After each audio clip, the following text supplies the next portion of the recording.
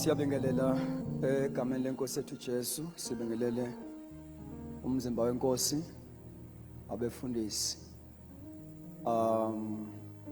obaba nomama, youth committee, bonke abakhona, abazalwane egameni lenkosi Jesu. Amen. Ngibingeleleke ngesithando sami uNdlunkulu engizocela ukuthi namhlanje azobingelela before singene ezweni lenkosi egameni lika Jesu Kristu. Amen. Abahlakazeke hoya hoya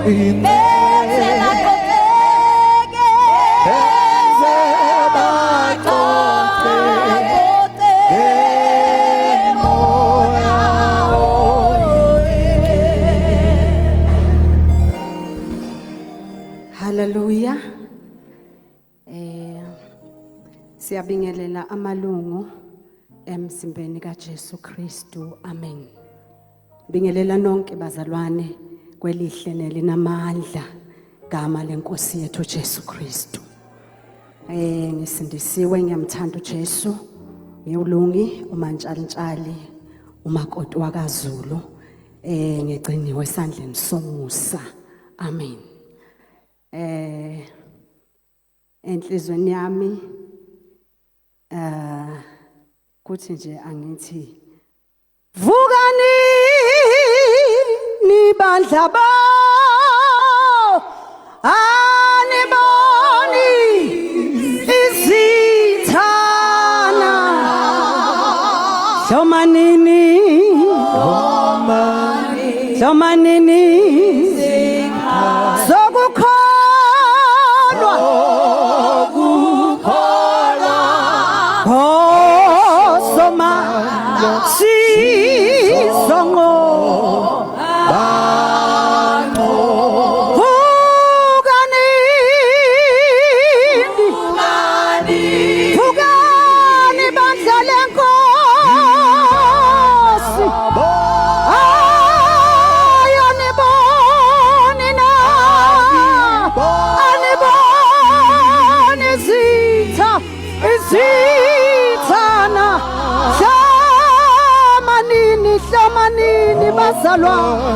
nihlome zonke izikhali ezokukholwa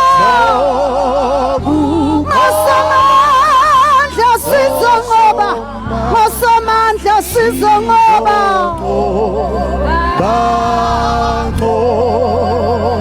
vukani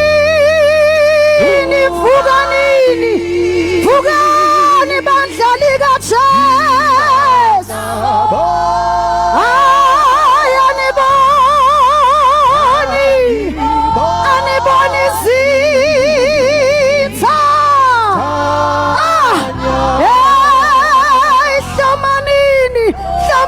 hlamanini bazalwa hlamanini ezokukholwa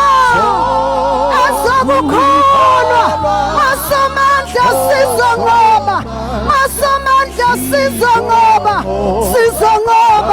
sizongoba yebo vuka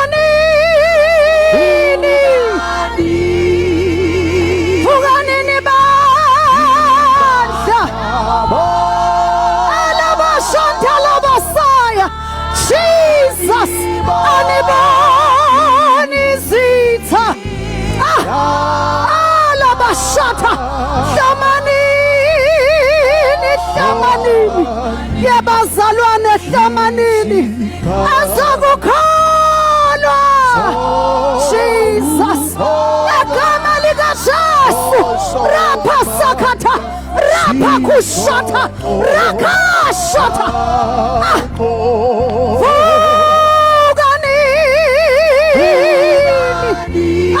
vukanini badlali kaJesu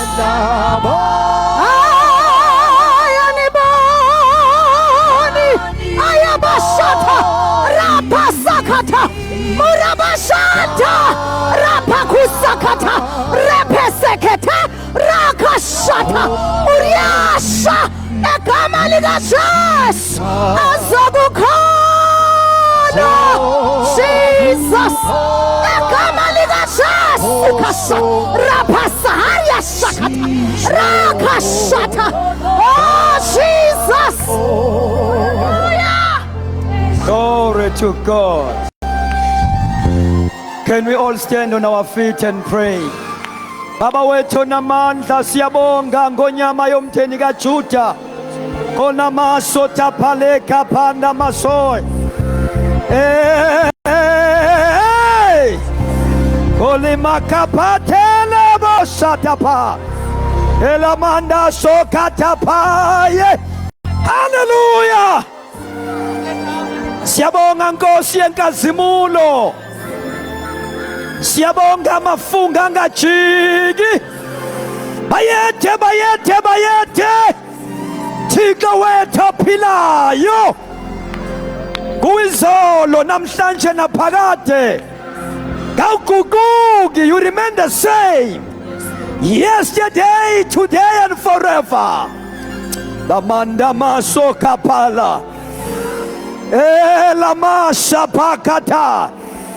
Siyabonga nkulunkulu wethu namandla. We pray that you revive us nakule weekend. Nkulunkulu wethu namandla siyabonga moya oyingcwele.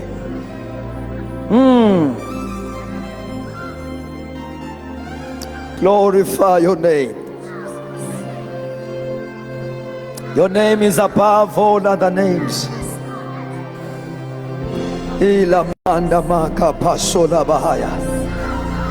Your name is exalted. Siyabonga ngalo enobukhawe. Siyabonga Thixo wethu olungileyo. Uyaphila khona mashakataphala. Siyabonga Nkosi egameni likaJesu waseNazaretha.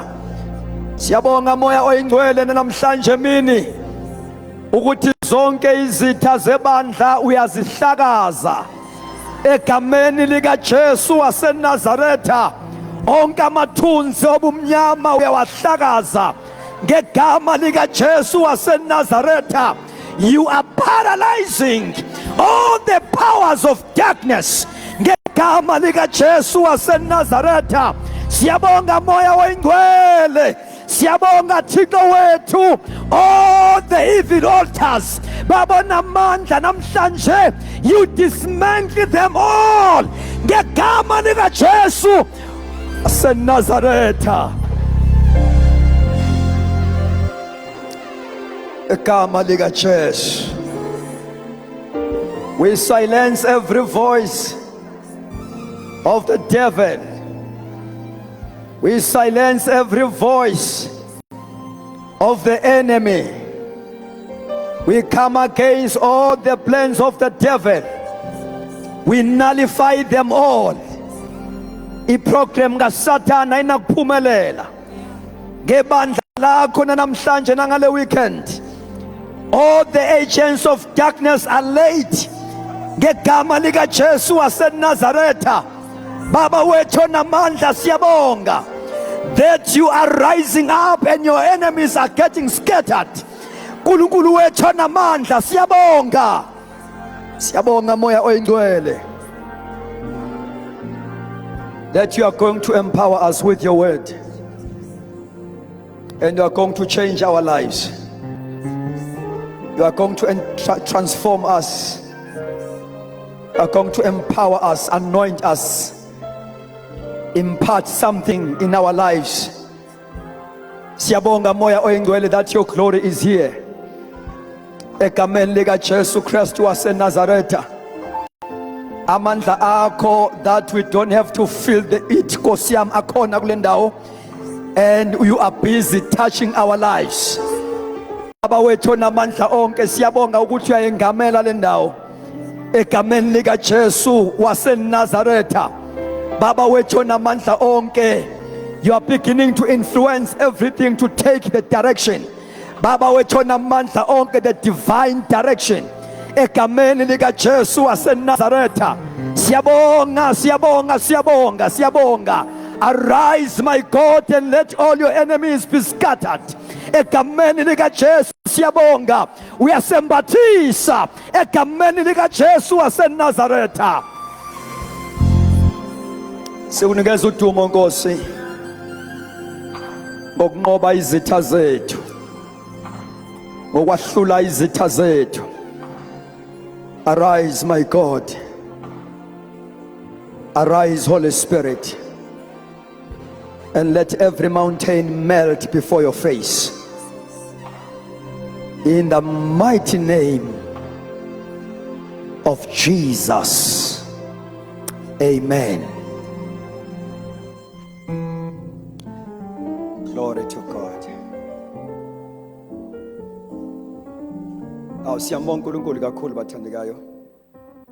Ngiyacela ukuthi singene ezwini lenkosi sibonge nokuba sibone nama organizers akhona phakathi kwethu nomama uNhleko egameni lenkosi ethu Jesu. Amen. Sikhuluma about our identity in Christ.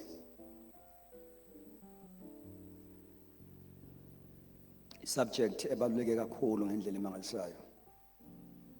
Sishilo ukuthi le topic ma ifundiswe kahle kubazalwane, it brings a deliverance. Kuyenzeka uboshwe sewukhululiwe kodwa uqhubeka ube isiboshwe. Amen. Ngenxa yokungazazi uqhubeke uoccupy iposition wrong, kanti ngokaNkulunkulu iposition okuyo is very high. Bible says we are seated together with Christ in the heavenly places. Amen. So indaba yokudiscover your identity in Christ, it comes with a deliverance from ignorant. Ungaba isigqila kodwa uyingane yenkosi. Udle nabafokazana kodwa uyingane yenkosi because you don't know. So it comes with deliverance in different aspects of your life. Glory to Jesus. So iyakhulula mangithi in different aspects of your life. The subject ethi discover your identity in Christ. It delivers you, number one, we aspect yokuthi ube a spectator in the house of God. You can't be a spectator in the house of God knowing yourself. Ministry-wise, nangokwe calling nangokwe gift uNkulunkulu akunikeze yona.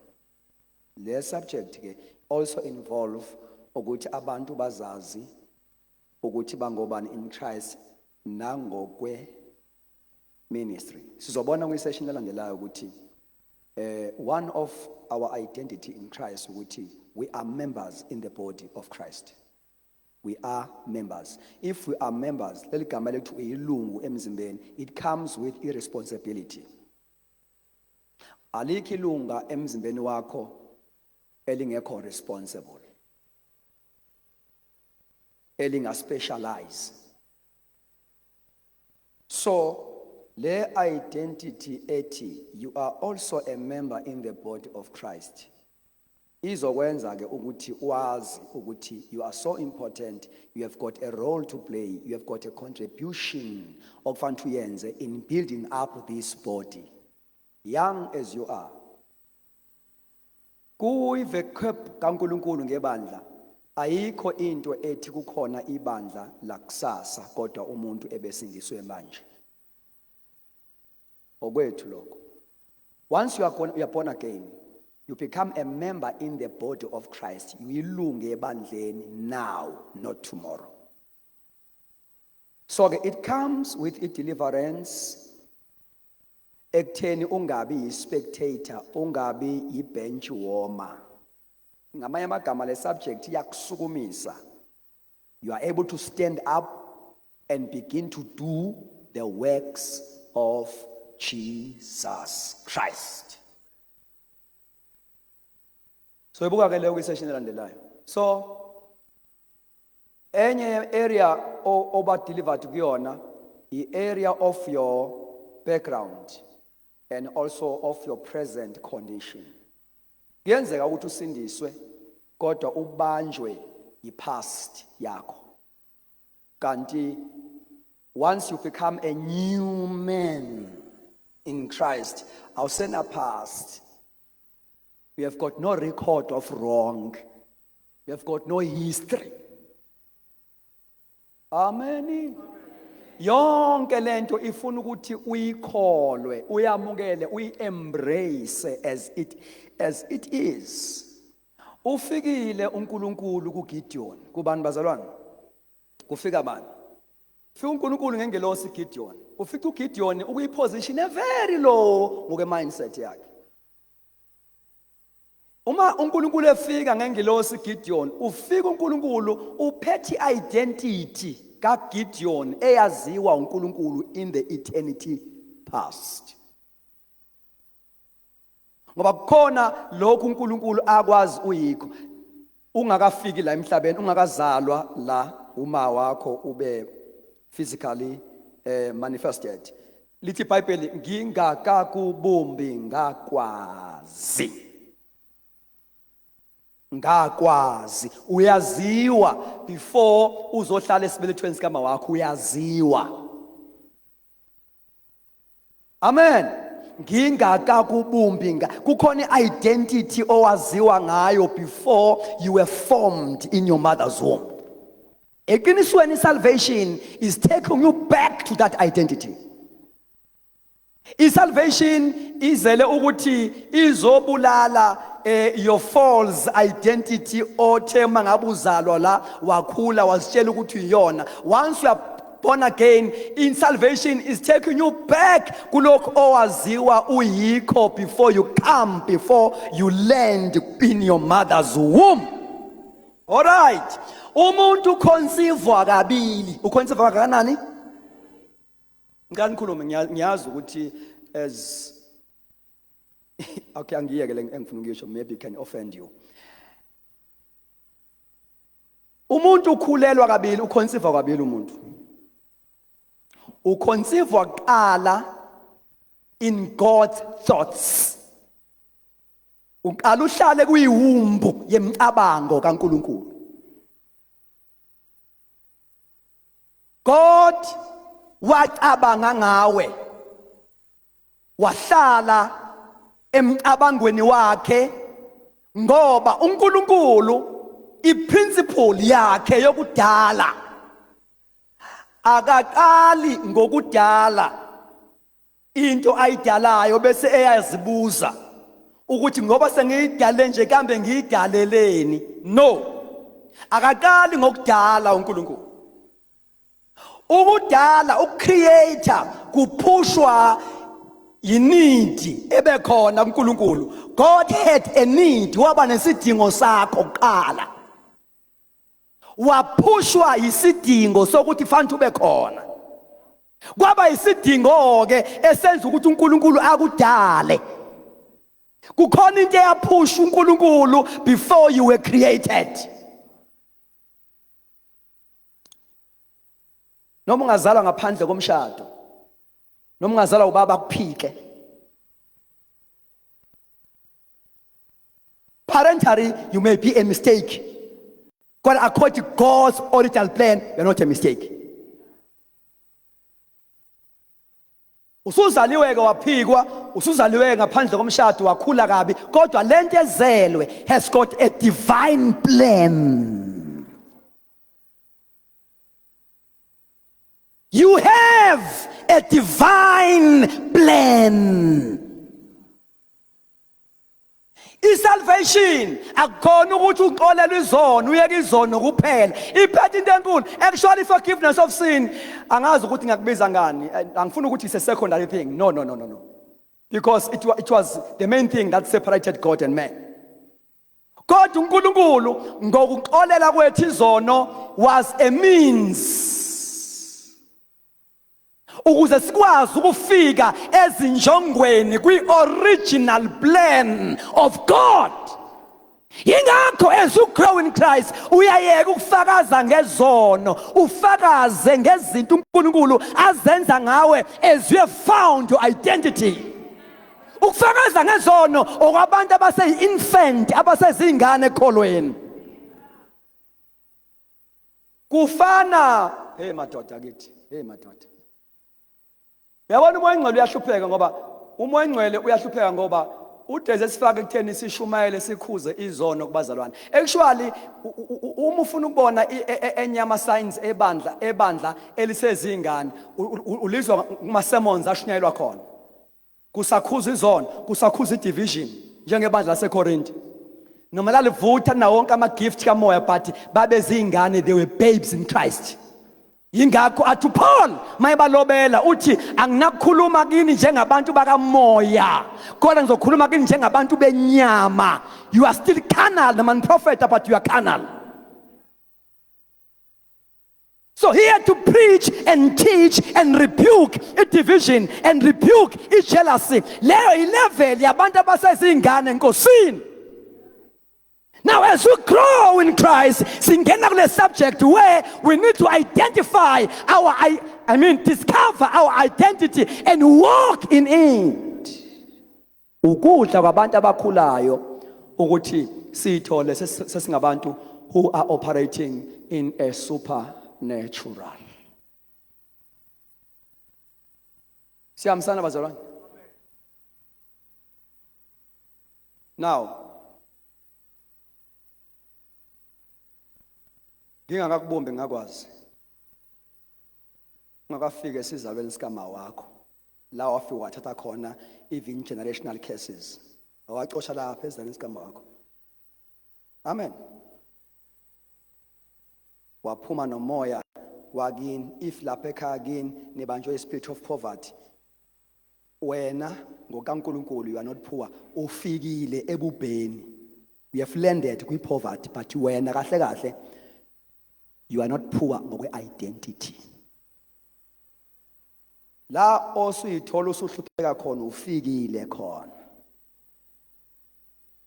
Ma usindiswa wamukela uJesu, isalvation restores you kulokho waziwa uyikho emaphakadeni. Ngithi ke uNkulunkulu mangabe ezodala uphushwa isidingo, wadingeka.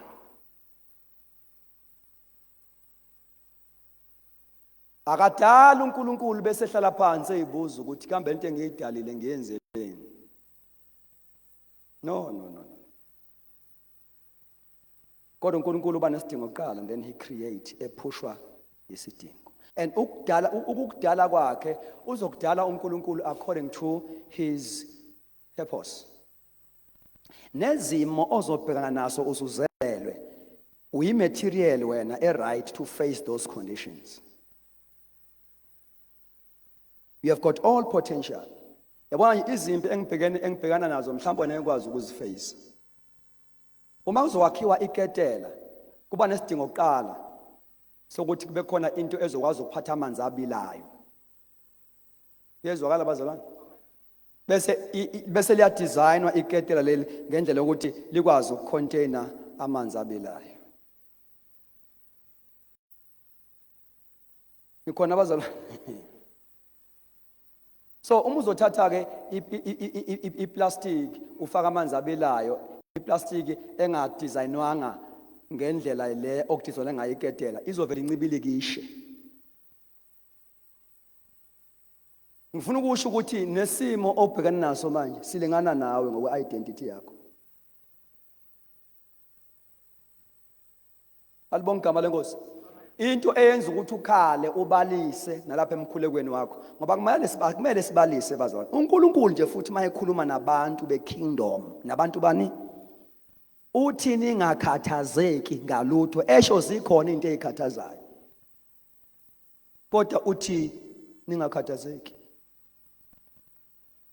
Alibonke igama likaJesu. Ake ngikhulume nansimbi. Ukusindiswa asho sonke. Cha ngikhulume nonke la endlini ukusindiswa akuzelanga ukuzoqeda ama challenge empilo. Kodwa kuzokwenza ukwazi ukusurvive in the midst of challenges. Mhlamba wezwa ukuthi ubuthini. Ukusindiswa akuqedi inkinga. Akuyiqedi. The gospel of Jesus Christ ayiqedi ama problems. Once wasindiswa wabuyisana nenkosi akupheli inkinga futhi ingathi ziba worse masusindisiwe. So kuzele ukuthi ukwazi ukuphila phakathi kwazo. Amen.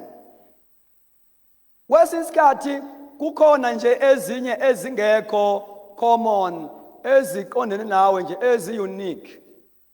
Nikhona bazalwane? Kuyenzeka ukuthi uma usu frustrated ngenxa yama weapons usathana waphonsa kuwena ugcine usuthandaza nomthandazo ongekho kwiagenda kaNkuluNkulu ngawe. Ngiyakhuluma ngiyazizwa futhi. Ugcina usubhede emkhulekweni. uNkulunkulu akawuphendula umbhedo. Uyakubuka nje. Wabheda umprofeti kaNkuluNkulu Elijah wabhede ethandaza. Efrustrate umoya kaJezebel wabaleka wazongena emgedeni. Wathandaza wabheda. Wabheda wathini? Wathandazela ukufa. Ukufa kwakungekho kwiagenda kaNkuluNkulu ngaye. Kuze kube namhlanje uElijah kafile. Angazi umuzwa ukuthi ngitheni. Kuze kube namhlanje uElijah kafile. Wakhulekela ukufa emgedeni ngenxa yefrustration. Ifrustration iyakwenza ukuthi ubhede as you pray. Wakhulekela ukufa uNkulunkulu instead ukuthi amphendule ukufa uthi hey vukudla ibanga liselide ngoba uNkulunkulu akawuphendula umbhedo. Njengoba ukhulekela ukufa nje wena ngisafuna ukuthi uyogcoba uJehezeli abe inkosi lapha ya ugcobe futhi uJehu abe inkosi lapha ya ugcobe umprofeti uElisha abe umprofeti endaweni yakho. uNkulunkulu uyakwazi ukuthi agcobe abantu eoffice lakho usekhona wena.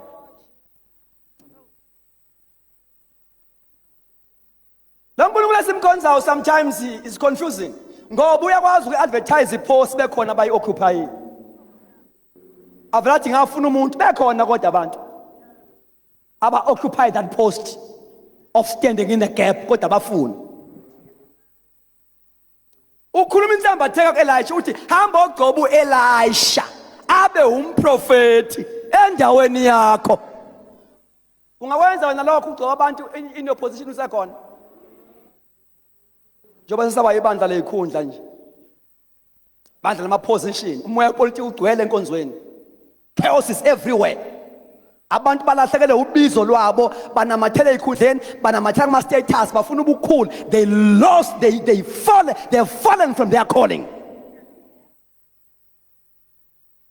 Bantu abasha, ungalingi uze ube nenkanuko yesikhundla kulesi sikhathi. Uzobe uyiphudile iplan kaThixo ngawe. Yabanye bangilapha nje ngu-secretary ka-RTC, anginandaba naleyo nto. Ngoba nginikezwe ngabantu. Ngiyenza ngoba ngirespecta inkonzo engikuyona. Kodwa I'm not crazy about that. Ngifuna le engena kuyaphucwa umuntu. Angala manje ngizuyile. Ngifuna le kufanele ukuthi noma ngabe kuthiwa uyacela kuthiwa yiba uchairman ba usecretary ukwenza lokho ngeattitude right ukuthi nje you are just serving the organization part of your church. Kodwa une calling higher than that. Ngoba ibandla amahlangana alikho ivesi elithi kunjani pho amahlangana omunye ba usihlalo omunye ba usecretary alikho. Occupy that position, that portfolio ye organization, kodwa ungahlali ngenqe zombili kuyona. Funa le ongena kuyaphucwa umuntu ukuze noma bengasakuthandi kodwa baqaka ukuthi abakwazi ukuphuca le ngoba uyinikezwanga yibona wayeyehla ivela phezulu. Thola isabelo ongena kusaphucwa umuntu. Kuyezwakala bathandekayo? Thola isabelo umuntu omsha. Ungahlala enkonzweni ugadi ikhundla. You are outdated ngoba nazo ziyamelta nazo. As I'm speaking ziyamelta nazo.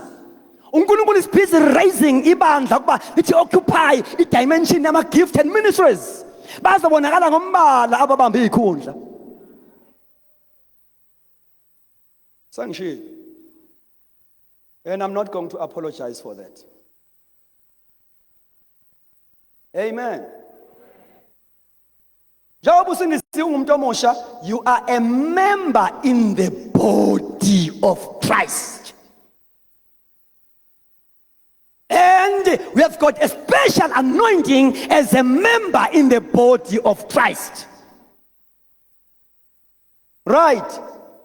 This new man, has got authority. I want to summarize some things based on that.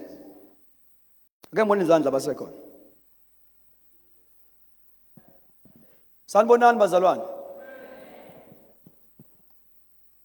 Kufanele ukuthi bantu abasha sazi ukuthi uNkulunkulu ibandla uyakuphoqa kulesi sikhathi ukuthi libuyele kuyena.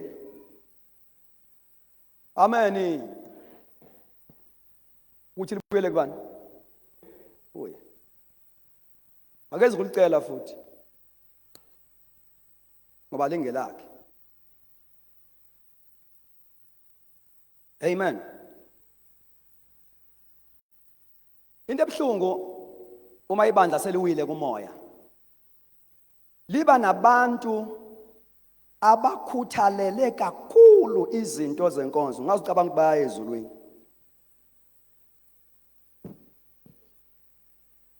Kugcina futhi sekuyibona kakhulu abangena emsebenzini wenkosi. Bangene ngoba bekhuthele la enkonzweni. Bekhuthele ngeinto zethu as a denomination. Bengakhuthele ngezika Kristu. Uyazi kuyenza umuntu aphatha abantu azabe yilida, abe yi-elder, abe yi-deacon, kodwa ngekho noyedwa ozelwe uye la ebandleni. Kodwa usephethe abantu futhi. Ithi iBhayibheli sinodadewethu omncane akanamabele. Sizokwenze njani mayisecelwa nangu eseyi-elder kodwa akanamabele. Uthi omunye ufunani manje lapho ngoba usenkonzweni abantu abasha. Abantu abasha i-department eproduce abantu abaphumela inkosi. Baproducewa la. Abantu abasha mabegqumeke kahle, we have got good elders here. We've got good deacons here. Sinemshado emihle if bakhulume kahle. Angeke uqala ukwenza enye into ngoba usushadile, usuyi-elder, la ebusheni bakho ubufambula la ebusheni bakho. Awukwazi uqala wenza into enje. That is why I'm preparing your mind. Actually, God is preparing your mind. So ngithi ke ibandla uma liwa ekumoya, liwa ekumoya. Abantu abathanda inkonzo, abathanda ini? Hayi abathanda umsebenzi kaKristu, hayi abathanda ibandla kaKristu, abathanda inkonzo le yethu AOG. Ibona who occupy kakhulu, babe busy bese kuthi laba abangathi banobizo beze emuva kakhulu.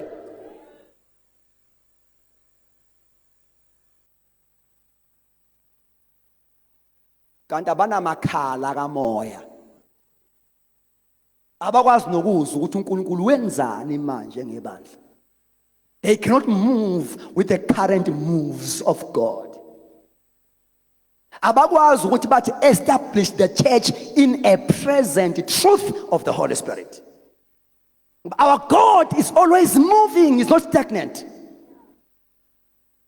Ngicela nisondele kancane. Angisho ukuthi usukane etulweni zeni, sondelani kancane ngenhliziyo nangomoya. Kuyezwakala bathandekayo? So, this new man has got authority, as we have said, kwisession edlulile. Amen. Sithele authority ke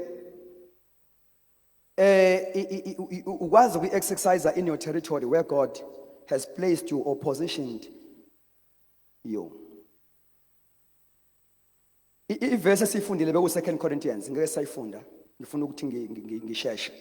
Kuthiwa therefore if anyone is in Christ, he is a new creation. All things have passed away. Behold, all things have become new. That is why you see the identity yako in Christ, you are a new man. Amen. Uma uyifunda nge-TPT, it now if anyone is enfolded into Christ, is enveloped into Christ, that person, he has become an entirely new person. All that is related to the old order has vanished. Behold, everything is fresh and new. Now, this new man has authority. Ngoba uNkulunkulu restores, once wasindiswa, he restores izinto ezilahleke kumuntu at the first man Adam. Adam had authority to dominate, to rule. And once you are born again, uNkulunkulu ngoKristu esibambanweni, he recovered all that. He restored all that back to man. Yabuya back authority. Yingakho ke sibona manje abantu aba-operator ngale authority in the New Testament bakwazi even to violate the laws of nature ngoba i-authority abayinikeziwe ithi they must rule. Amen. They must rule. Now, what is important? Which the authority is given, you don't work for. And the authority, yinto ongamele uyifile, uyenze njani? You must know it. You don't have to feel authority, you have to know authority. Praise the Lord. Uma uKristu enyuka eyohlala ngosokunenzi kaNkulunkulu, he transferred his authority to the church because he is the head of the church. Amen. And ibandla or the believers, they make up the body. Now, authority kaKristu has to be perpetuated through his body, which is on earth. Sikhumbuleke ukuthi sithe Christ is seated at the right hand of the Father, the place of authority. And we are also seated with him in a place of authority. Hallelujah. Uma uthandaza, uma wenze njani? Amadimoni awanyakaziswa umthandazo nje. Kufanele ukuthi lapha ekuthandazeni ureach a level where you pray as a son. As a son. Son speak of maturity, not of gender. Incwadi yabaseRoma 8 ithi those that are led by the Spirit, they are sons of God. Loya son is not a son of a gender, is a son of maturity. So ukuze imthandazo oyithandazayo ibe nama breakthroughs, ibe ne impact, you must grow and become a son. Now as you grow kusho ukuthi imthandazo oyithandazayo izoba ne feeling that there's going to be a feeling of authority. Umuthandaza, there must be a backup power of authority as you pray. Yingakho Jesu uthi kubafundi bakhe uma nikholwa ningathi kule ntaba. Kuyenzeka ukuthi ingane ithandaza kodwa ilekho ifaith. Now umuthandazo lekho ifaith awukwazi ukuthi kule ntaba. You must have understanding and knowledge of authority as you pray, ngoba umthandazo namandla, umthandazo okuzwakala kuwo, that backup power of authority as you pray. Glory to Jesus. Glory to Jesus. uNkulunkulu ngeke asizwe ngoba sithandaza sibaningi, singabaningi kodwa spiritual ranking sethu irank yethu kwezikamoya ibe very low, sihlulwe nje i-territorial spirit yalapha embabantu. Yezwakala bathandekayo, ibandla lithi lila kodwa libe suffocate ngenxa yomoya wendawo, ngoba this church has got a lower rank in the spirit. Ngegama lika Jesu. Hallelujah. Now in rank you grow ukuba ureach irank ethile. One of the things esibalekile to have a higher rank in the spirit is faithfulness. The Bible mawuthembeka okuncane uNkulunkulu ukubeka okukhulu. Yabona-ke, there are ranks in all departments, and even in the secular world, and also in a kingdom of darkness there are ranks. Kukhona izinto ezingeke zenziwe ngabathile engenziwa ngabathile, kodwa bonke abantu bakwi-same kingdom kodwa futhi abakwazi ukwenza ngendlela efanayo, abakwazi uachieve because of ama-rank abakuwona. Uma lapha kwi-Department of Correctional Services kunama-rank, khona osayitsheni, kukhona bani. Also kwi-Kingdom of Darkness, uma sikhuluma ngobungoma, lapha ebungomeni kukhona amathwasa, kukhona ogobela, ama-rank awafani. Nala kwezikamoya endlini yenkosi, in the body of Christ, uma ngabe ke sesi-exercise indaba yelungelo lethu to pray and to engage with spiritual warfare, zishiyana ngama-rank esikuwona. Amani. Njengoba iBhayibheli ikhuluma ukuthi there are principalities of darkness nasebandleni, uNkulunkulu uyakwazi ukwenza ube yi-principality in the area. My. Baba Bhengu was a principality in South Africa. Africa yonke, he was a principality. He anointing apostolic phezu kwakhe yayimenza ukuthi athi govern the whole of Africa. He reached that rank of becoming a principality. That is why he was able to invade territories, even ama territories la kungengene khona abanye abantu, kuma danger zones, kuma no go area, engene amisitende lika back to God la kuthiwa ngena khona, because he was a principality. Ake sithi ngegama lika Jesu. Ake sithi ngegama lika Jesu. Ake sithi ngegama lika Jesu. I-COVID ifika ibandla lizingane lidla amademu lincanca. bengamele makuvala yonke into kuvala nebandla. Ibandla bekumele lishiyeke ngoba ibandla is the only solution kaNkulunkulu emhlabeni.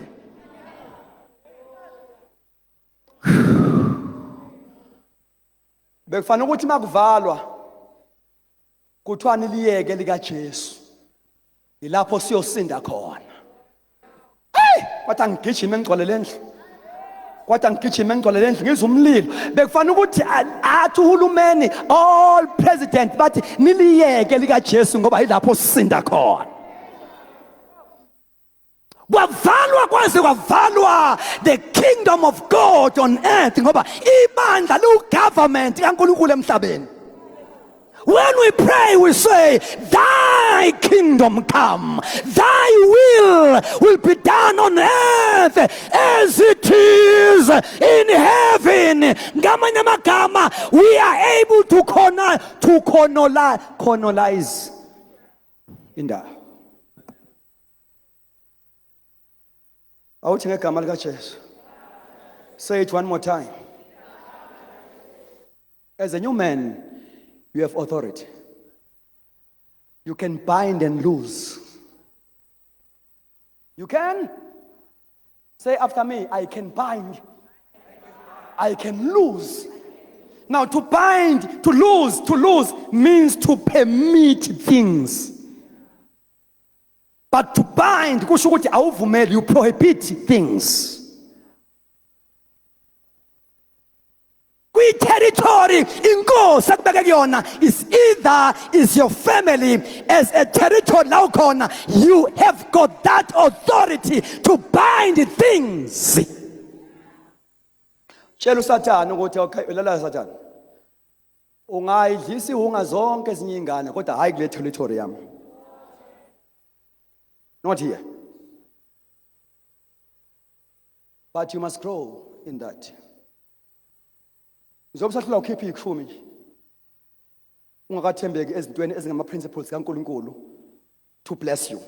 How much more ezintweni ezokwenza ukuthi ube successful kwi spiritual warfare. Futhi bebesazi ukuthi nangemnikelo yethu siyalwa. Ube sikwazi lokho. As you give, you are fighting. One of the spirit as a step on ongekwazi usifighta ngendlela is spirit of poverty, usifighta ngegiving. As you give, you are fighting the spirit of poverty. Ufikile uNkulunkulu ngomprofeti wafika kumfelokazi. Amen. Wasezorefem. Uma ifika lo mfelokazi ubese nokhweshela lwempuphu ukuthi abhaka amaqebelengwane bese eyafa. Ibudget nje impilo yakhe yayile lapha kulempuphu encane esisele. Wafika uNkulunkulu ngomprofeti.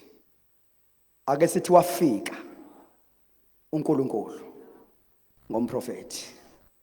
Ya, ngoba uNkulunkulu uyafika. Mayifika futhi uNkulunkulu la afike khona kuyashintsha. Kafika uNkulunkulu kusale kunjalo. Ngiyakutshela njalo ngiyakutshela. Mayisefikile he changes things. Ukufika nje kwakhe changes things. Things must change. Hallelujah. Things must change. Once God invades your place, invade your home, things must change. Uqale wafika kule mfelokazi owayegana umprofeti wamshiya nezikweletu. Mayifika uNkulunkulu ngiyakulento njalo ukuthi you must grow even now we giving. Wazi ukuthi as you give you are also fighting. Noma ungazila ukudla uthandaza 21 days up until you learn to give. Ubani ofanele anikele? Onemali? Cha. Onokuthile. Whatever that you have. Wafika umprofeti Elisha. Ngicabanga ukuthi uNkulunkulu uyolenda ezulwini afike physical. Awuthi yimike uNkulunkulu sengifikile. Ufika ngomuntu uNkulunkulu. Ingakho mawukhula enkosini abantu ababizwa uNkulunkulu bathatha very serious. Ngiyamthanda ke lo wesibili umshunemikazi. Uma udlula kulokuqala owayenamadodana abatshelekisi sebethi bazowathatha ke ngoba manje uyahluleka ukukhokha izikweletu zendoda. Bazothatha amadodana akhe bawenza ama slaves. First miracle ayenze Elisha mayefika lapha ya. Uthi ke lalela ke. Usubalisile ke manje ngokuthi indoda yakho yaye ngumprofeti nayo isesikoleni sabaprofeti uyayazi yayimesaba uNkulunkulu ngiyakuzwa lokho usushilo ukuthi kushiyene ikwethu ngiyakuzwa lokho nakho fanele ukwenze ngoba fanele ubalise uqede ngalokho ubalise njalo mayisefikele uNkulunkulu qeda and listen. Now uthi ke umprofeti lalela ke njoba nje uthi indoda yakhe kushiyene ikweletu la emphakathini uyakweleta cela wenze nje ke thatha amadodana akho lawo ahambe ayoboleka futhi izitsha futhi zingabi incane zibe ingcosana uma sekuzolunga bengathi uNkulunkulu wenza isimo sibe worse. Hawu sekufanele bayotsheleka futhi kubona abomakhelwane akho okukweletwa kubona mase kufika uNkulunkulu yenza wahamba wayotsheleka kuthiwa asingabi ingcosana izitsha mazifika la endlini uNkulunkulu waqala wenza a miracle uthi uNkulunkulu ke vala ke la endlini vala la endlini ngoba fanele ukuthi uma uzophumelela ube nama breakthroughs empilweni ube ngumuntu oyaziyo ivoice kaNkulunkulu wenze izinto because you are led by the voice of God. Bamangala abantu ukuthi wenzani manje kanti khonto izwayo wena kwathiwa akavale la endlini nisekhona bazalwane kwathiwa wenze njani la mathutana kawu2 eyodwa izosondeza isitsha esi-empty kumama. Umama uphethe umfumo amafutha amancane amangakanani amafutha amancane amafutha. Ingane zalo mama za experience miracle endlini for sure ayizange zimlibala uNkulunkulu kamama wazo. Fanele ingane zakho zimazi uNkulunkulu wakho. Ngiyasibona isandla somfana sinqanqazela sisheka. Siza nesitsha esi-empty sishekiswa ukuthi hayibo. Nanka amafutha ephuma kodwa ngabonakala ukuthi avelaphi. Sigcwala isitsha abeke esigcwele eceleni olethe esi-empty asilethe athathe lo okhongozelayo hayibo. You see? Amafutha alokhu ephume njalo kodwa manje mancane la esitsheni kodwa lokho ephume njalo zagcwala zonke izitsha. Ithi iBhayibheli anqamuka awaphelanga anqamuka kukhona ukuphela khona ukunqamuka. Kuyenzeka ibandla uma seliphelelwe appetite yeinto ekaNkulunkulu ukulambela uNkulunkulu linqanyukelwe ngamafutha ngoba ayisekho izitshe ezi-empty endlini. Wasuka lapho wehla umprofeti. Amen. Grow now we give you. Wamshiya lo mama lo business woman washintsha history yakhe ngoba i-obedient ngwengcwele can change your history. Wehlela ngale ngezansi mayifika la ngezansi usefika kulo mfelo I mean not umfelokazi kulo mama ke yena she was rich lo mshunemikazi. uNkulunkulu wabona isidingo lapho kucetshwe khona wabona need. Amen. Manje uNkulunkulu lo mama ngiyamthanda waqale waobserve ngoba ngithi kuwe uNkulunkulu ngabantu abathumile wabagcoba wabaordain. Angisho mina abantu abathunywa yisonto nabayibize bona ngisho abantu ababizwe uNkulunkulu. Fanele ukwazi ukuobserve ngoba lo mama lo umshunemikazi unamagama awakhiphayo are very powerful. Uthi kumnyeni wakhe now I know. Kusho ukuthi she has been observing now I know this is a holy man of God. Now I know wenza ukuthi lo mama ke manje engathi sikuyi convention no mama manje sekoteni yomama wenza ukuthi now I know uNkulunkulu akhelwe an upper room ngamagama uNkulunkulu bayi priority like that. Praise God. Wabona ke uNkulunkulu isidingo ngomprofeti umama ebekade engasiboni ukuthi lokubefika la ekhaya hamba nencebo yakhe umprofeti akho ngane yomfana la egcekeni noma lo mama engathi ucebile na yonke into kodwa lento anayo ngeke ilaste ayinayo insurance uma ingeke ingane yomfana wathi uNkulunkulu ufuna ukufaka insurance lapha ekhaya. Amen. Into ezogcina ilegacy yenu ngoba a male child is there to keep legacy ye family. So uma ningafa nina yonke into eninayo yophelelo. Hallelujah. Angidluleke lapha. Be faithful eyintweni ezincane. Yezokala bathandekayo. Be eyintweni ne-ranking yakho kwezikamoya iyanyuswa yilokho i-faithfulness. Be faithful nje even nakwisikhathi sakho so kukhonza uNkulunkulu, isikhathi sakho sokuthandaza, you are faithful. Hallelujah. Spending God in prayer, you are faithful. You are faithful even kwi-holiness, awukhonza uNkulunkulu nesona singavunyiwe. Right. This authority uNkulunkulu asinikeze yona as new men in Christ is authority to dominate over territories. Kuyezwakala bazalwane? Ngicela ibambekele ngoba sengizothandaza. Ngithela emini uNkulunkulu before Adam the first man awele sonweni, he was ordained by God to dominate, and uNkulunkulu specified the areas okufanele adominate kuwo. Amen. I'm going to read Genesis 1:28. Genesis 1:28. Then God blessed them, and God said to them, be fruitful and multiply, fill the earth and subdue it. Have dominion over the fish of the sea, over the birds. Over there. Have dominion over there. Yabona magama. Ayakutshena ke ukuthi what are the areas okufanele ukuthi umuntu adominate kuwona. Amen. Uma ikethi uNkulunkulu ukuthi have dominion bese yasho ukuthi kuphi? Asho ukuthi over the sea. Have dominion over the fish of the sea, over the birds of the air, and over everything that moves on the earth. Yabona ke bazalwane bami enkosini, ngicela ukuthi ninginikeze noma u15 minutes before ngiqede le ndaba yami.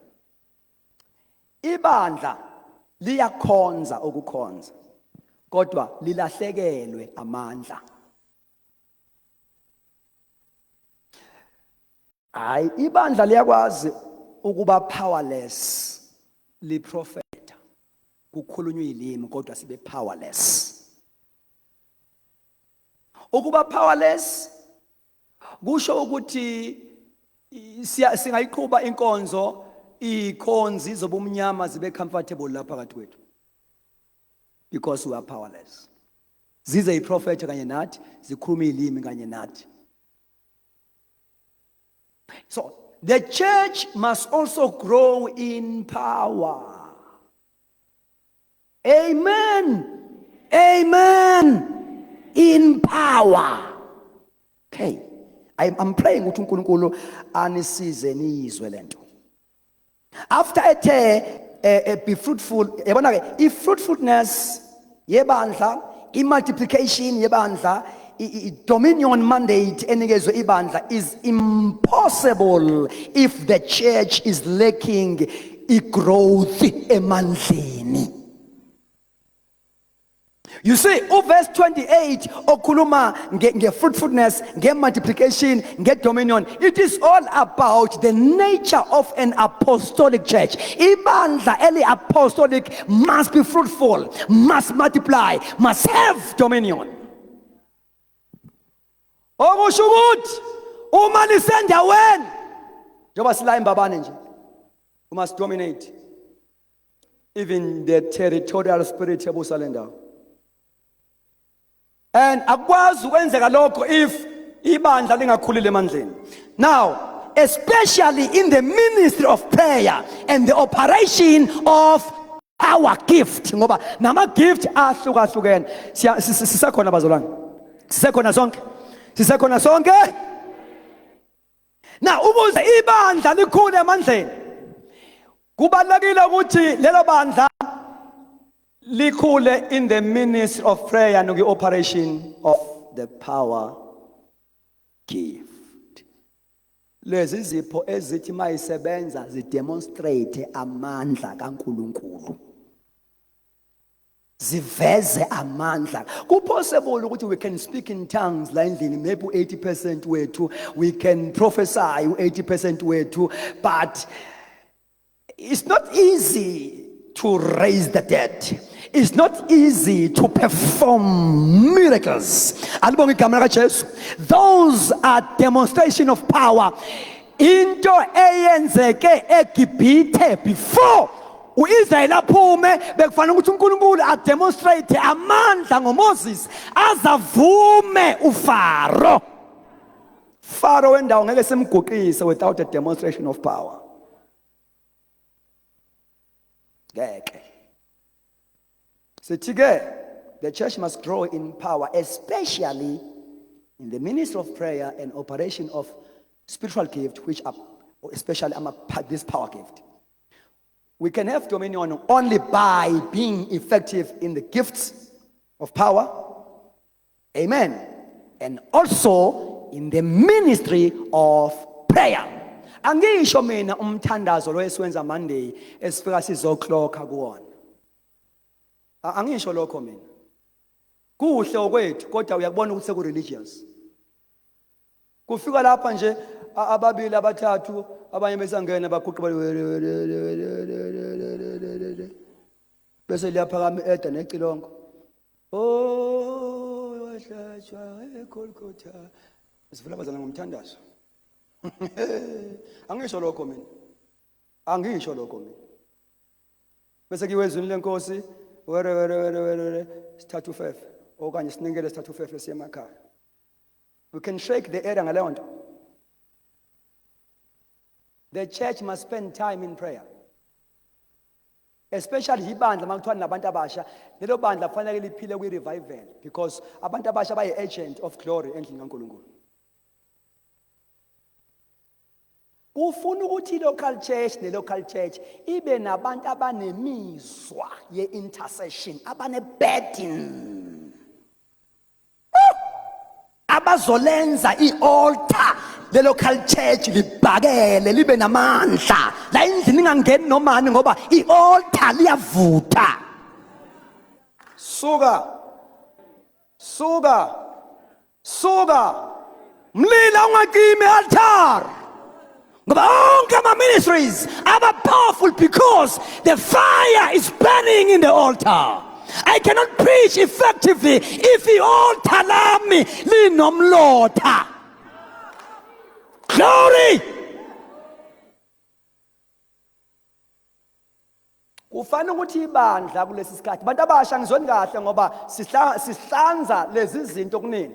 Ibandla kulesi sikhathi kumele libuyele back emthandazweni ku raise the altar of the local assembly. Oh. What is an altar? It's a platform of authorization. It's a system and a platform of authorization. We authorize laphe altar ukuthi uNkulunkulu and all heavenly entities they can land here freely. We authorize. Kufana nama evil altars, they authorize. Ingakho lapha kwakho uhlushwa imimoya ngoba kwamisi altar eli evil eli authorize ama demon like ukuthi operate. Now you must raise your own altar against evil altars. So the altar in the local church uma liraiswe kahle uzungena ngalo yamnyama. You can feel the anointing of intercession. My. You can feel ngoba abantu abathandazayo akumele sigcine ngokubazi, kumele sibezwe. Aningizwakale indawo enabantu who are prayerful. Nikhona abathandekayo? Nikhona abathandekayo? Nibandla elinabantu who are prayerful, linesidima, line-dignity kamoya, awukwazi ukudlalela kulo. Ngeke ugange lapha ngaphandle ubuze oqoqa umnikelo la. Ebandleni eli-prayerful. Ngeke ngekwenze lokho. Ngaphandle masifana sonke siyibandela sonke. Ngaganga ke ngathi. Kodwa ebandleni la kuthandazwa khona. Akumi nombani lapha mina. Ngiyakutshela futhi, akumi noma ubani. Uma uzizwa ukuthi ushayisile, usheshe uxolise noma bekucela ukuthi ake nifune omunye ngoba uyezwa ukuthi ushayisile. It's not easy ukuthi uvele usuke phambili nje.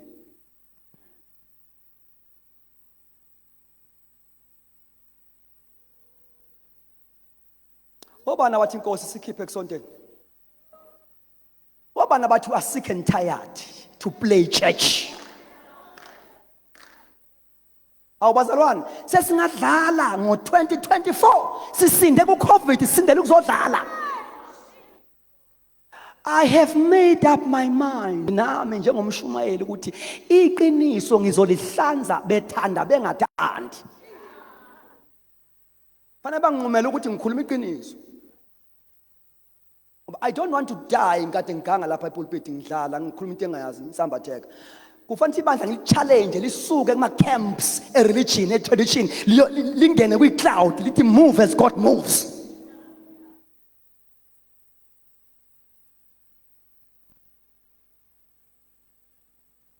Amen. So, there are three kingdoms or realms of spiritual warfare avelayo kulama verse. Okufanele ukuthi sithi have dominion kuwona. Number 1, water kingdom. Asho sonke. Say it again. Ngoba kuthiwa we must have dominion over the fish of the sea. Namagama kwi-water kingdom. Must dominate. Singehlulwa ngama-spirit avele emanzini ahlule. But there are water spirits. Yonke into enibonayo ubungoma is from the waters. Ubu-lesbian, ubu-gay is from the waters. Fornication, homosexuality is from the waters. Kufanele ukuthi mabefika la sikwazi ukwagumula amandla abo. Sikwazi ukubaqaqa ngoba we have dominion over the waters. Hayi man, singakhonzwa ama-gay endlini kaNkulunkulu. Eclaim ukuthi asindisiwe kodwa engaqaqiwe umoya obu-gay. Hawu, asikholwa iBhayibheli kanti. IBhayibheli lithi God created male and female. And iBhayibheli malikhuluma nezingane lithi bantwana hlonipha, lithi hlonipha uyihlo. Khuluma kakhulu hlonipha. Alikho lithi hlonipha uyihlo noyihlo. Alikho.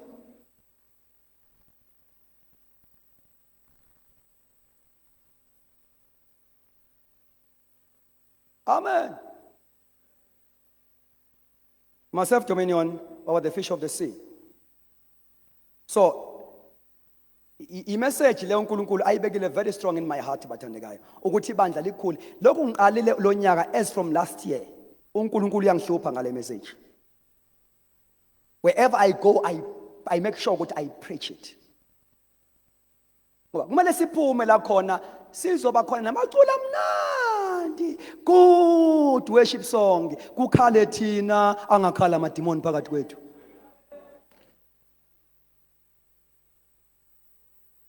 Sibe nama-sermons amahle, theologically correct, kodwa ama-sermons that does not challenge ama-spirit. Kuba ne-prophet speaking in tongues, kodwa there is no shaking of the foundations of the darkness. Kusho ukuthi ibandla is lacking in power. Now, the first place uNkulunkulu atshele ngayo uMoses ukuthi akahambe ayoyifighter after demonstrate immiracle ngokuphonsa phansi inyoka yaphenduka yaba induku yaphenduka yaba inyoka yazidla zonke ezikaFaro. The first place aphume waya kuyo commanded by God. Alibonga igama kaJesu as waterfront emfuleni iNile. While exercise dominion over the gods of the waters. Ngoba lapha eGibhithe bekunonkulunkulu bamanzi. And mawulifunda iBhayibheli uFaro kapheleli ngokuba physical also spiritual uyamthola nasemanzini. So akafanele mayisuka lapha ya with a gift of power, demonstrating power. Mayisuka lapha ya kwi-palace kaFaro aye straight emfuleni Nile washaya amanzi ajika aba igazi. Have dominion over the waters. Over the waters. Now, mentioned some few examples of water spirits. Into fantu ibambe kakhulu ukuthi these water spirits they cause what we call sexual perversion. Asho zonke? Sexual perversion. We talk of fornication, adultery, abortion, homosexuality, lesbianism, pornography. Those are water spirits. And amanye abamba abantu abasha, especially pornography. Kuna abantu abasha abaningi abanye sibakhulekela over the phone, afone mfundisi angisayifuni lento kodwa ayiyekeki. Ubanjwe ispirit of lust esingene ngegate ye pornography. Ngoba awukwazi ukudila nespirit ungazange uclose igate engene ngayo. First close the gate and deal with the spirit. Umuzokhipha amanzi endlini agcwele indlu ngenxa ukuthi kunompompo ovuliwe lapha ya emnyango uyageleza. Uyowakhipha amanzi endlini kuyoze koshona ilanga engapheli. Hamba ovala umpompi bese ukhipha amanzi endlini. So izinto ezikuhluphayo there are gates, entrance gates. Okufana ukuthi uyavala and then you cast out the spirit. So this water spirit also enye izinto when you study about it evelayo ukuthi they control even fashion. Ingakho njengabazalwane fanele akumele sigqoke noma ngabe yiphi impahla these days. Kunempahla ngathi mawuyigqoka iattract ama-spirit amanzi.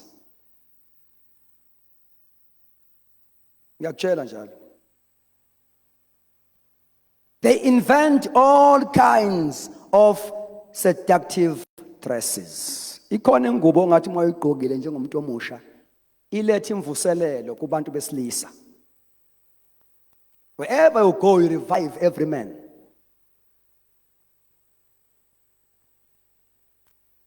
And many of the hairstyles are from the waters.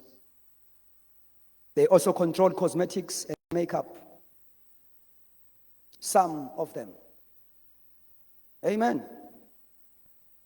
Now, leyo point ke ithi ibandla malikhule emandleni liyakwazi ukuthi li-exercise i-dominion over those spirits. Number 2, kuthiwa umuntu akabe ne-dominion, have dominion over the birds of the air. Ngamagama, the heavenly realm. The heavenly realm. Yebo lo ndawo. The heavenly realm. Imimoya yomkhathi. Hallelujah. Uthi bewazi ukuthi ama-agents of darkness, they can also use the stars, the moon, to attack you. As you grow, uba in charge even to the stars. You are able to command stars, amanye stars that are used by the devil to cause trouble even in your body, especially as a woman. That is a subject for another day. Amen. uJesu mangabezala zithi izazi ezayivela eMpumalanga ifungebona belusi bathi uphilo ozele oyinkosi yamaJuda bathi sibonile inkanyezi yakhe siboneni na hawo kanti umuntu unenkanyezi. So agents of darkness can use your star to attack you, cause trouble in your life. So as you grow in power, you are able to exercise its dominion even in the heavenly realm.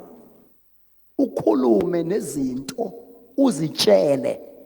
Kuyezwakala bathandekayo uzikhomande. And the last one kuthiwa every living being that moves on the earth, that is the earth realm, for exercise dominion over the earth realm. Yonke le ndawo engiyibalayo, if you read the story of Moses before kuzophuma abantwana baka-Israel eGibhithe, uzothola ukuthi he had exercised dominion over all these areas.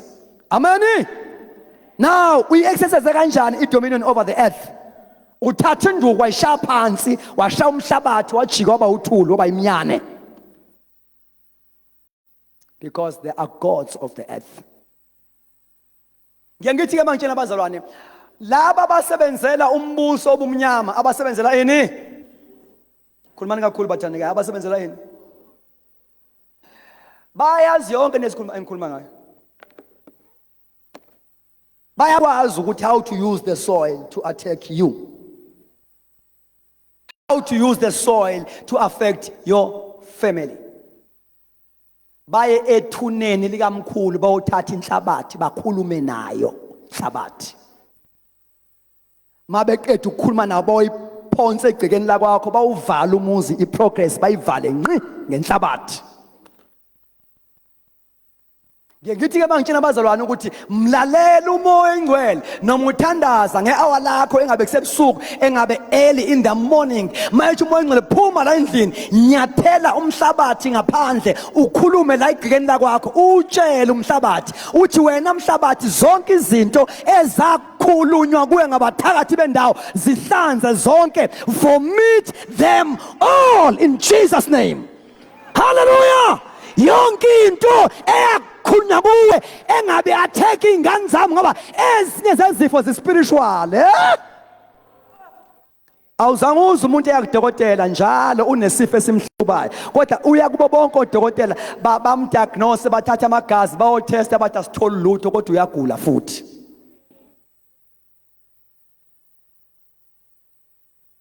Now uyaphuma during the night egcekeni lakwakho prophetically ukhulume nenhlabathi ngegama lika Jesu ngoba kuthiwa have dominion over the earth. Hallelujah. Utshele ukuthi yonke into eyakhunya kuwe namhlanje ngiqeda amandla awo and I command you ukuthi uyivomite yonke. As from today uzothatha ama orders mina, uzothatha instruction mina, ngivala indlebe yakho to listen to witchcraft. Only me shall speak to you.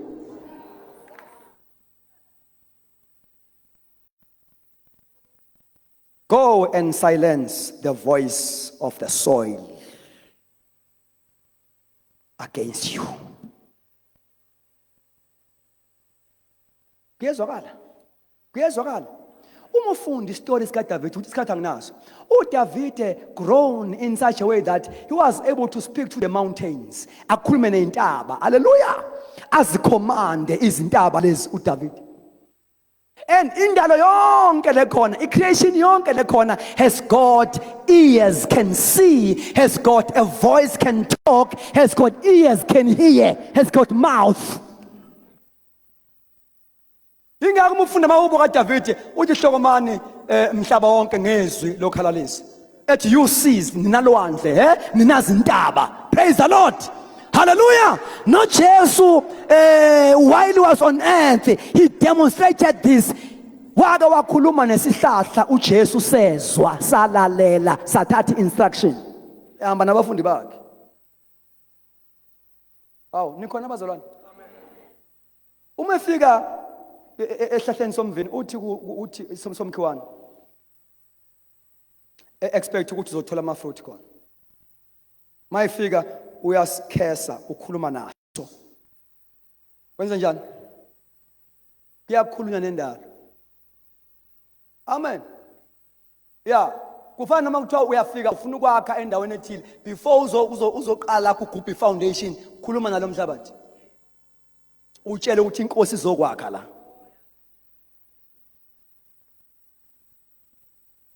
Amen. And begin to possess that territory ibe ngeyakho. Uyokwakha ungaqedi. Ukuba the uyalima awutholi lutho. Yezokala. Uthi kuJesu mayikhuluma nesihlahla somkhiwane uthi angabe kusamila sithelo kuwe. I'm about to pray now. I'm about to pray now. As a new man, know your authority. You are ordained by God to speak things into existence. Ukala nje unyaka uyakwazi ukutshela lo nyaka ukuthi awenzeni ngawe lo nyaka.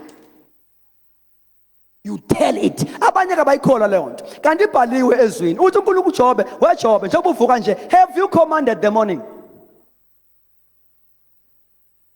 Have you commanded the morning? Uma uvuka ekseni uyalitshela usuku ukuthi lithathe yiphi direction, uyalitshela. Ulitshele ukuthi lalalake, this is the day of the Lord. Hallelujah. This day shall be full of peace. Uyalucommanda ngoba you are a king. A king must exercise authority. Hallelujah. Oh Nkosi yami. Singahlulwa ngabathakathi. Ngane ngathi ulela abalali bona. Bakhuluma izinto okufanele zik-affect ema uvuka osukwini zik-affect. Uvuka usugula kanti kukhulunyiwe ngawe ebusuku kwakhulunywa kuma evil authors. Ma uvuka wena uzazi awuyazi authority yakho ukuthi unamandla okukhuluma phezu kwezimo zikulalele. Have you commanded the morning? So uJesu wakhomanda isihlahla salalela isihlahla. Uma sebebuya uJesu wenza ngamabomu ukuthi bangabuyi ngenye indlela. Ufuna babuye la ukuze babone ngoba ubebafaka eklasini. Amen. Ubebafaka kuphi? Le faith to command things. Uma sebebuya kuthuka bona kuqala uthi uPeter, "Hawu Jesu, lesi sihlahla obukhulume kuso ngayizolo.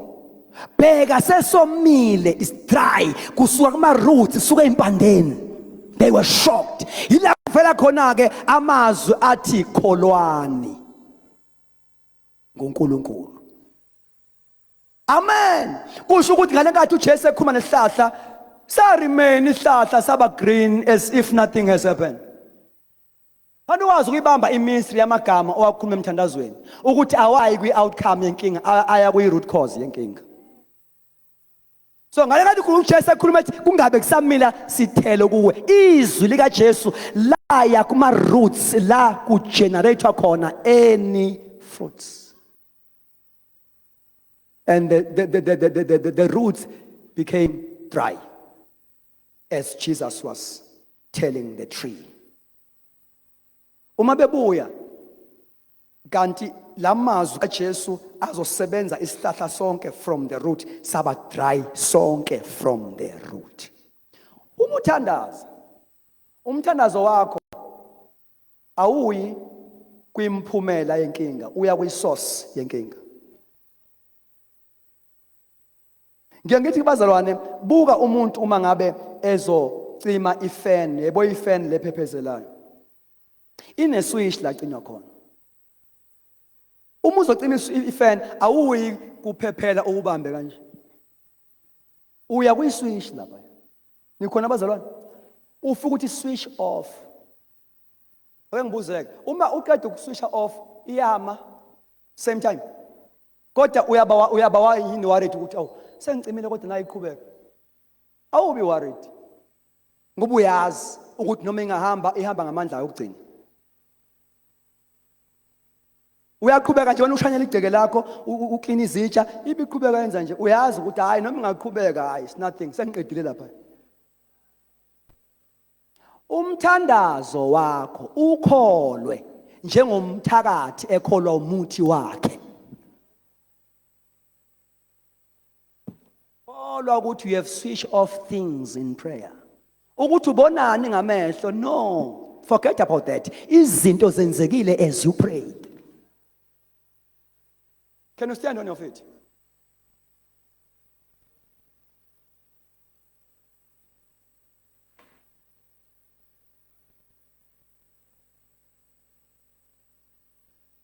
Njengoba uma ngenyawo nje kuma inkosi. You are a king. Amen. Are you ready to worship? Play something. Njengoba umi nje kuma inkosi. And uNkulunkulu ugcobe wazi wagcoba nevoice yakho. Each and every word oyikhipha ngomlomo wakho has got what we call a creative power. Yingakho iBhayibheli line strong warning ukuthi ungakhiphi noma ngabe yini ngomlomo wakho ngoba yonke into oyisho ngomlomo wakho uyadala. Have dominion over all these realms uNkulunkulu azibalile, and also have dominion over i-territory uNkulunkulu akubeke kuyona. Namhlanje ngifuna sithandaze a prayer of celebration la sizobonga khona uNkulunkulu nge-authority why restore akithina ngoba the authority is already restored to us.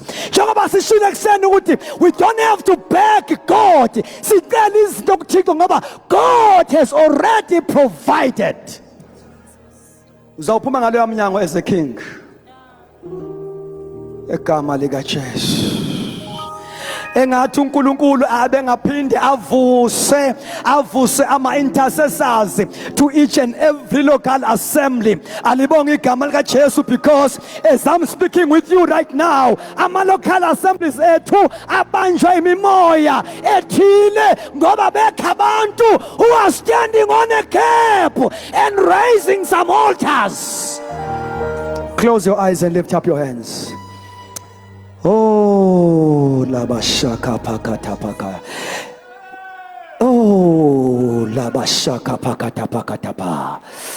Ooh, shakatapakatakata. God is raising intercessors. God is raising those who will pray. Bangadangali. Inkosi uJehova ize ilakhi Jerusalema libe indumiso emhlabeni. Ungasuka la ukhona umuntu omusha noma ngabe ubani mawuthi inkosi ngenze ngibe ngumkhovu wakho emthandazweni kwi-local church yami akungadominate strange spirit ngikhona. I'm going to raise an altar. Woo! Hey! Khona amandla engiwezwayo bafundisi. God is busy namhlanje. Kelamanda ekatapa ngegama lika Jesu waseNazaretha kunamadimoni asazayijwayela inkonzo ngoba bekha abantu was standing on a gap and using their authority in prayer. Egameni lika Jesu waseNazaretha kunamandla asendlini. God is anointing people. I'm waiting for you. I'm waiting for you. I'm waiting for you. I'm waiting for you. Etapala katopa. Eketapala katapandelebosa. I'm waiting for you. I'm waiting for you. I'm waiting for you. Bantabasha, let us welcome this revival in prayer. Let us embrace it in prayer. Woo! bafundisi bami nina nikhona la endlini sebefikile bangaphambili namhlanje kolamande satapa ngicela ibandla lonke lithandaze lapho khona vula umlomo wakho and say something to God ngegama lika Jesu ezabefundisi bebeka izandla kulaba ngegama lika Jesu waseNazaretha kaphala baba izani bafundisi bami namba bayeza ngegama lika Jesu waseNazaretha ngicela ngabe bikhothule ngaphandle kwalabo bangaphambili ngegama lika Jesu lapho khona open your mouth shakapata palaba asibabeka izandla ngegama lika Jesu close your eyes and lift up your hands ngegama lika Jesu mawusubeka izandla you can go back to your place receive it yes receive it shapakata palaba handa keta palaba hatapa kota palaba baba nankamandla egameni lika Jesu egameni lika Jesu egameni lika Jesu egameni lika Jesu egameni lika Jesu egameni lika Jesu egameni lika Jesu yamgela olala sata pale ketapa kota pale lelele sala kapana zukapa ketapala handese kotapala maka reketapala ngegama lika Jesu waseNazaretha kuyenzeka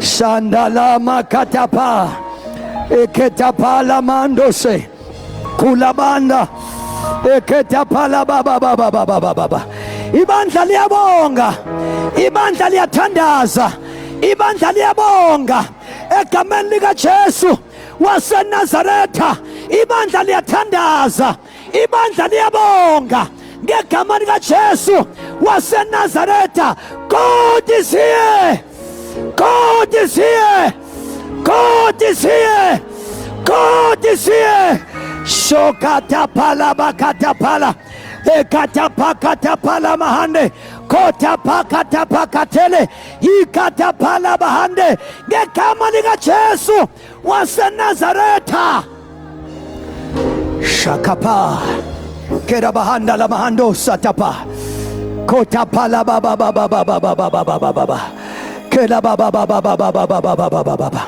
I can feel the anointing, the power.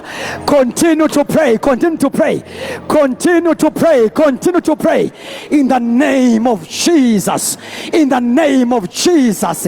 Abanye bazoprofeta, abanye bazawukhuluma ngelimi ezintsha for the first time. Ngegama lika Jesu, God is releasing people today in the name of Jesus. Abanye bazawugcwaliswa ngamandla kamoya oyingcwele. The hand of the Lord is touching some people.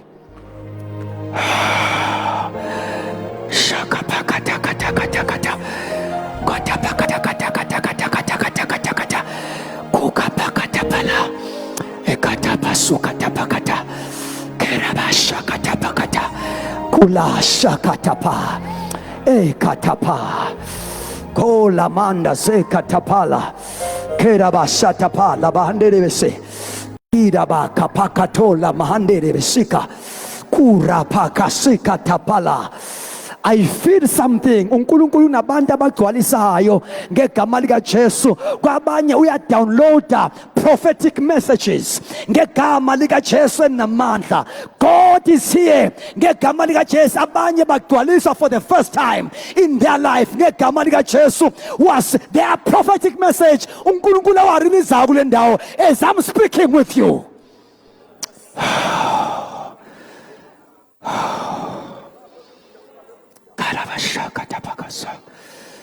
Ayabuya amandla ebandla.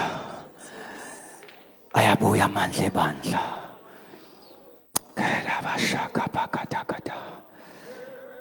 Eshakakabos.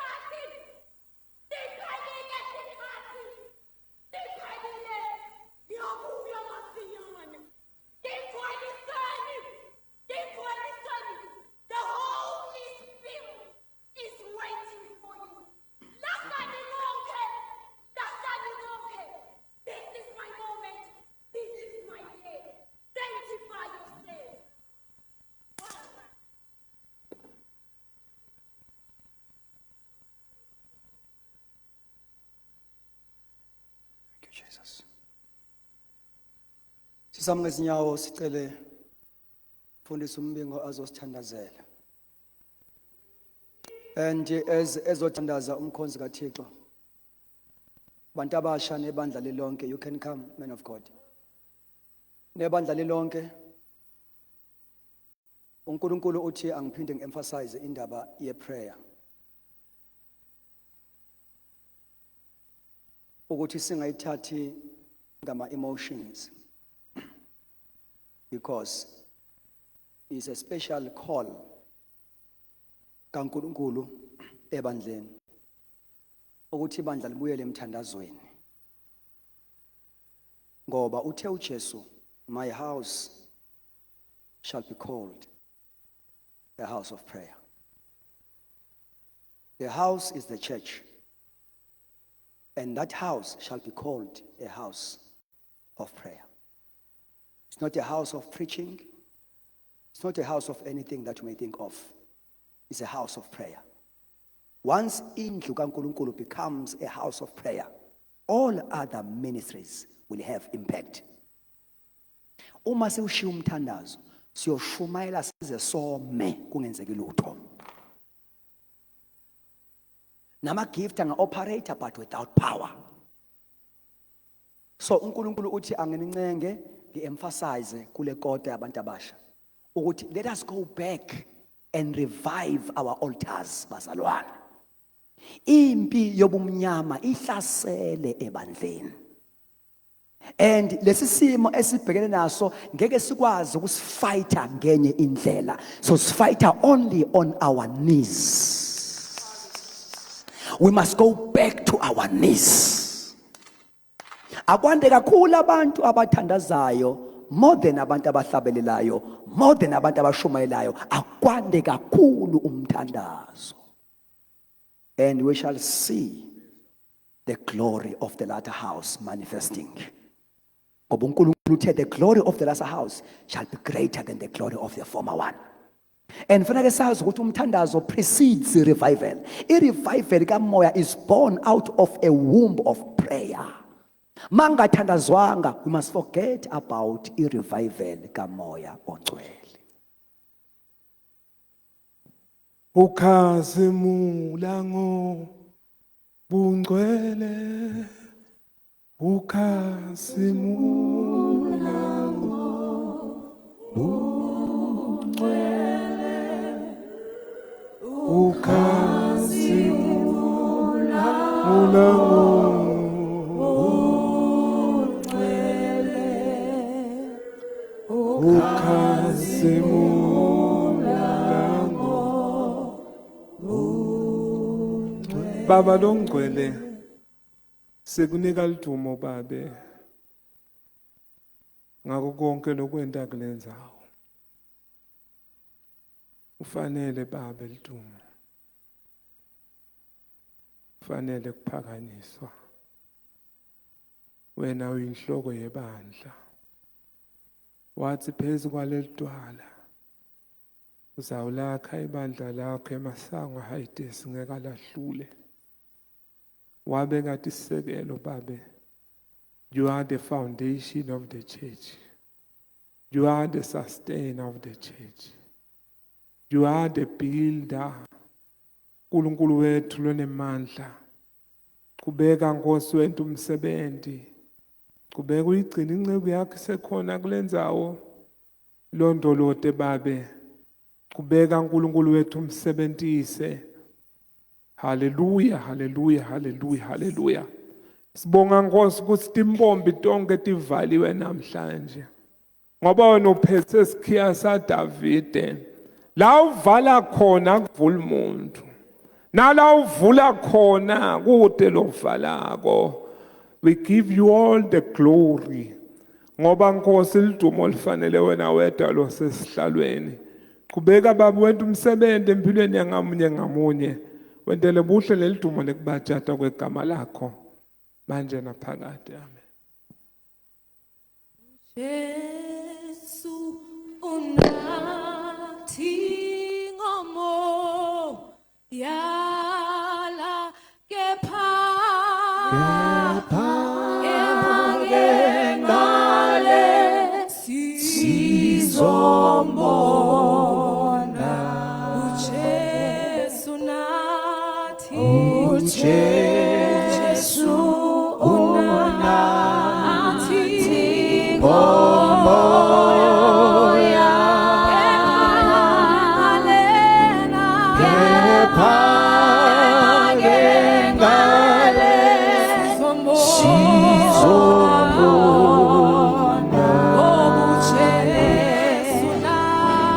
Moya,